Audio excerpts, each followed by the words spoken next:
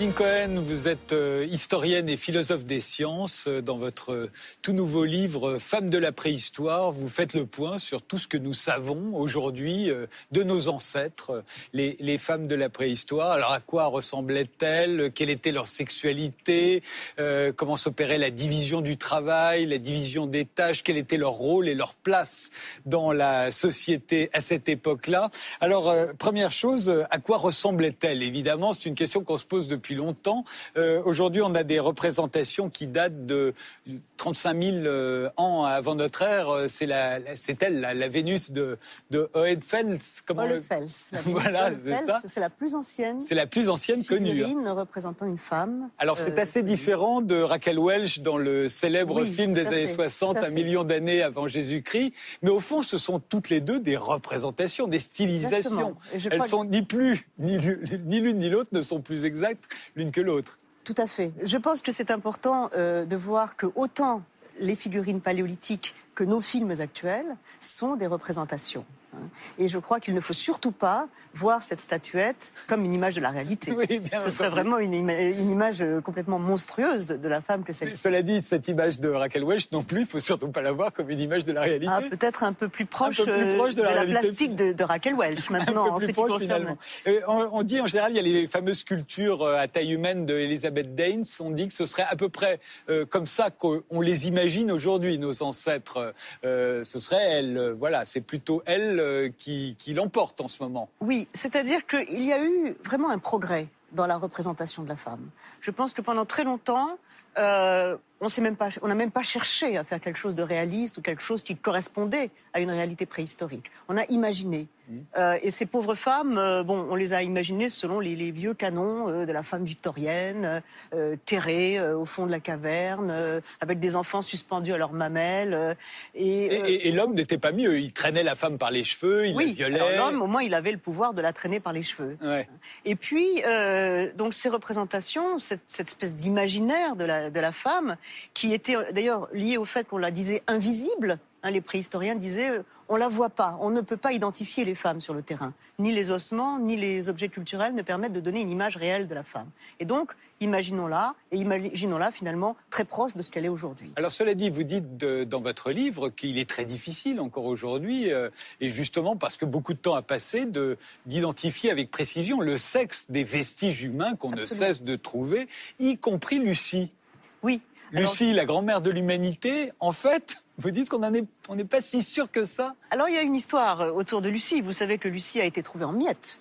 Quand le récit de ces découvreurs stipule bien que Lucie était en tout petits morceaux et que le soir même, on a ramené ces morceaux qui sont identifiés comme humains, bien sûr, très anciens, 3 millions d'œufs avant le présent.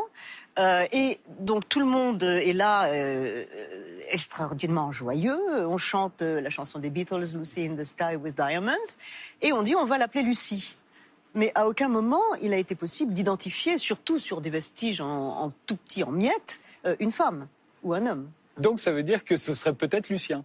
Ce serait peut-être Lucien, mais je crois qu'il y a une raison assez intéressante à cela. C'est qu'on est donc en 1974, à un moment où aux États-Unis, les mouvements féministes se mettent à repenser la femme préhistorique. Et précisément, ils essayent d'ancrer la réflexion sur les femmes du présent dans une réflexion sur ce qu'elle était dans le passé. Ils essayent de magnifier ce passé de la femme. Et donc, il y a des tas de livres, des conférences sur la femme préhistorique, sur toutes ses qualités, sur tout ce qu'elle a réalisé pour l'humanité, tout ça qui avait été un peu oublié par les préhistoriens jusque-là.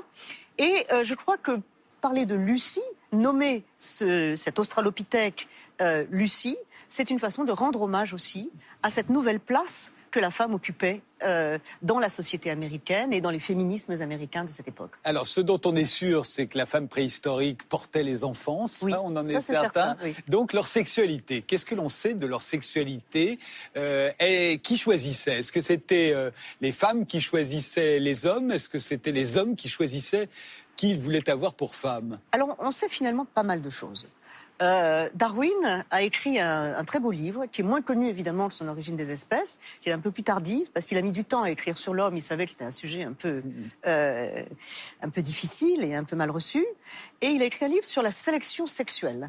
Et donc, il a beaucoup réfléchi sur le fait que beaucoup des caractères qui sont les nôtres aujourd'hui, aussi bien les caractères masculins que féminins, qui n'ont aucun sens pour la survie, par exemple le port de la moustache, la beauté des femmes, etc., sont des caractères qui ont été acquis à travers la sélection par un sexe de l'autre, du partenaire. À partir du moment où les femmes ont choisi plutôt les hommes avec des systèmes pileux développés, c'est devenu une caractéristique du genre masculin. Voilà, c'est les femmes qui ont choisi ça. Et ce qu'explique bien Darwin, c'est que très probablement, aux origines de l'humanité, ce sont les femmes qui choisissaient. Ce sont les femmes qui avaient ce pouvoir, parce que, explique Darwin, à l'époque, le dimorphisme sexuel n'était pas très prononcé. L'homme et la femme avaient à peu près la même taille, la même force. Et les femmes, comme dans toutes les espèces animales, avaient le pouvoir de choisir. Alors évidemment, comme elles ont choisi toujours les plus forts, il y avait un moment où les choses se sont un peu renversées. Et donc, à partir du moment où elles commencent à se décorer elles-mêmes, c'est que la tendance s'est inversée. C'est que ce sont les hommes qui choisissent, et c'est pour ça que les femmes s'apprêtent, se maquillent, s'embellissent. Voilà. Chez les oiseaux, par exemple, c'est le mâle qui est le plus décoré, le paon, qui est magnifique, et la femelle est assez quelconque. Et donc le fait qu'un des deux sexes soit le plus orné signifie que c'est lui qui doit séduire l'autre. Et il se trouve qu'à un moment, effectivement, ce sont les femmes qui ont été choisies par les hommes. À partir du moment où, on l'a bien vu tout à l'heure en voyant Lucie, elle était encore couverte de poils, à partir du moment où les femmes n'ont plus de poils, où leurs organes sexuels sont apparents, et où en plus la caractéristique des humains, c'est que nous n'avons pas de période de rut. Nous pouvons... Alors, il y a plusieurs choses dans ce que vous dites. Il y a d'abord le fait que les femmes ont moins de poils, sont très glabres. Ça, c'est certainement un effet de la sélection sexuelle. Ouais. C'est certainement... c'est comme ça que les hommes les ont choisis. Voilà, ils les trouvaient belles comme ça, et je crois que... Mais on voit bien les conséquences que ça peut avoir toute la journée et pendant toute la période de son existence. Il n'y a pas de saison, de la reproduction. On peut avoir des relations sexuelles avec tout le monde. Exactement. Et ça, c'est un trait typiquement humain, qui est probablement apparu très tôt dans l'histoire de l'humanité. C'est ce qu'on appelle la perte des signes visibles de l'œstrus.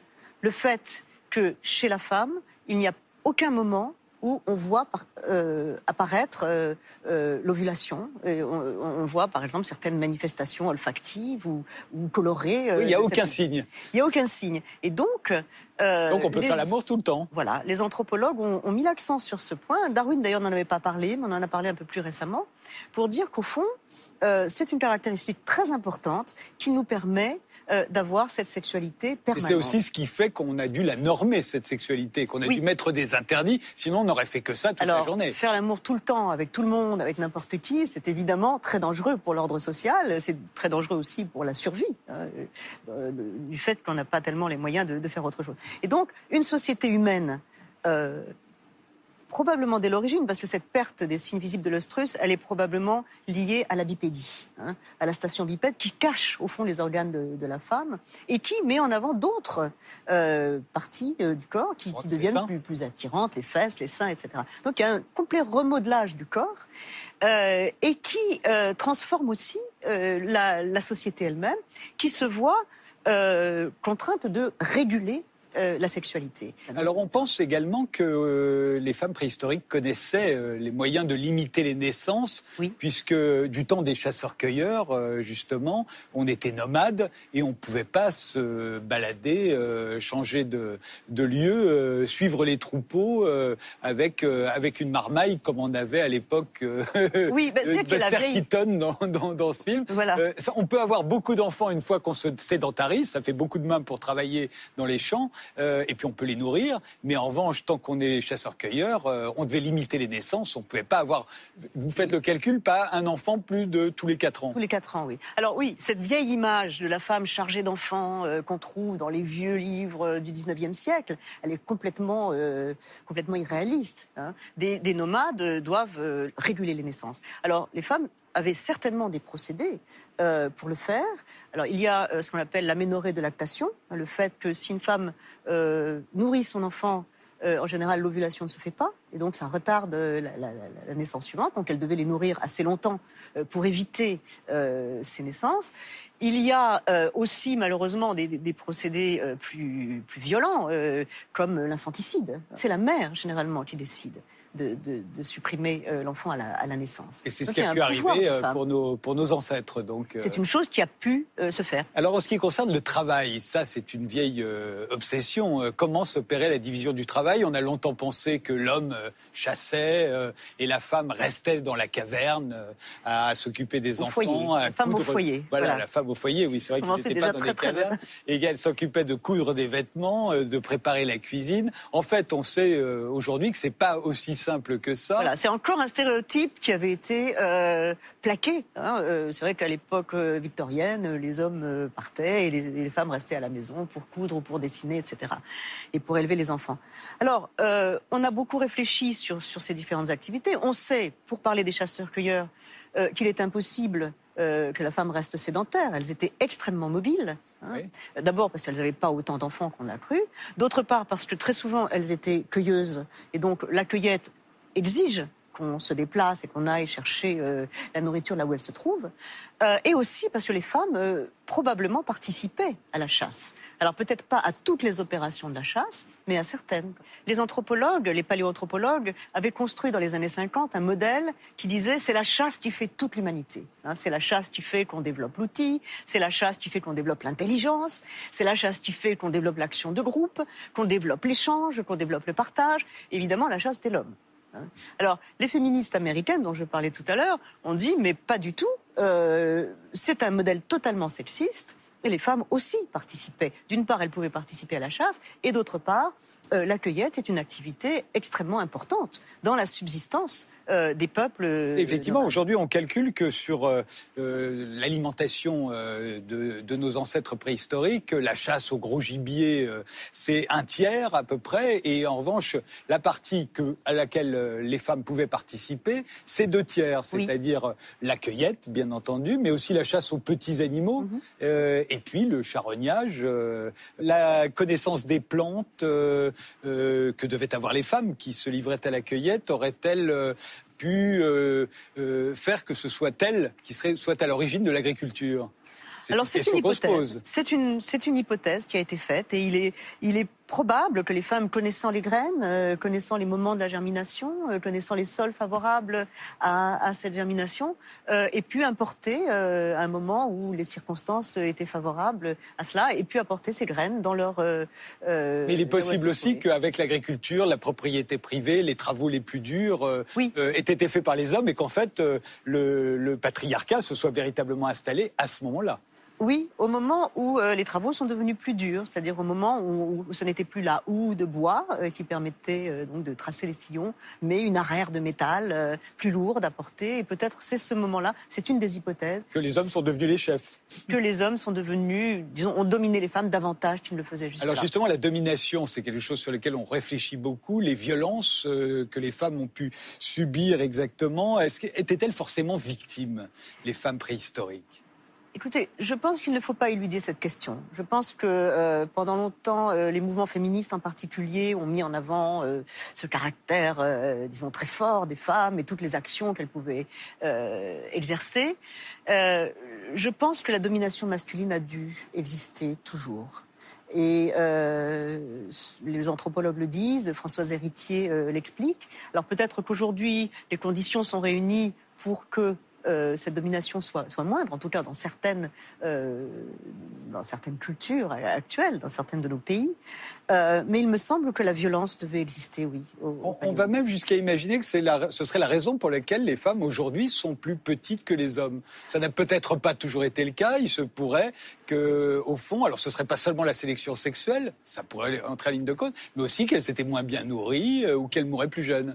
Oui, alors il y a effectivement des débats autour de ça, et il semble bien que ce dimorphisme qui était donc très peu accentué à l'époque du Paléolithique, les hommes et les femmes étaient à peu près de la même stature et de la même corpulence, il semblerait que le Néolithique ait vu à certains moments du Néolithique, donc cette accentuation du dimorphisme.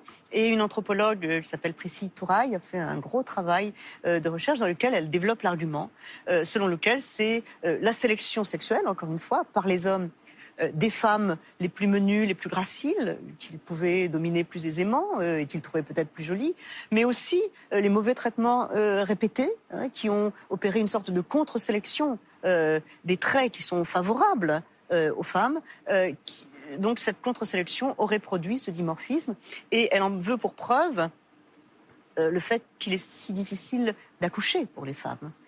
Normalement, avec une stature assez corpulente et avec un bassin assez grand, l'accouchement devrait se passer facilement. Plus les femmes sont menues, plus les femmes sont petites, et plus l'accouchement est difficile. C'est donc un prix qu'elles ont payé à cette sélection et à cette violence symbolique, en quelque sorte. Alors justement, pour terminer sur la sélection sexuelle, je vous propose, Claudine Cohen, de regarder un extrait de L'An 1, un film avec Jack Black, produit par Judd Apatow. On est dans une comédie, hein, bien entendu, oui, mais vous la connaissez, voilà. Oui, je crois pas mal. Oui, c'est pas mal parce que ça met en scène le choix des femmes. Voilà. Alors, c'est une femme qui dit au garçon, écoute, t'es pas comme il faut, t'as peut-être des qualités, mais c'est pas toi que je préfère. Ça, c'est une vraie vision de la femme préhistorique qu'on a aujourd'hui. Alors, je vous propose de regarder L'An 1 avec Jack Black et après on continue. Alors, on va aller sur l'histoire des émotions. Il y en a qui apparaissent et il y en a aussi qui disparaissent. Hello, Maya. Hey, Zed. What do I gotta do to make you my woman? Look, you're a special guy. You've got a lot of personality. You know, when my parents were killed by that pack of wild dogs, you really helped me see the funny side. No, he's got my ankle. Get off! That's your mom. So yeah, you make me laugh. But that's not enough. I'm an old-fashioned kind of girl. I need a man who can protect me and take care of me. What do you mean, like Marlack? Well, I mean, he is the best hunter in the village. Debatable. People voted. Okay, maybe I'm not the greatest hunter. Or gatherer. Yes, or gatherer. Zed, those are the only two jobs that we have here. I can take care of you. Does it look like I'm starving? Come on. Tell me you can say no to this. Give it a second. Let it work on you. I absolutely can say no to that. Can I see you later? I think I have to wash my hair. Oh. You washed your hair last year.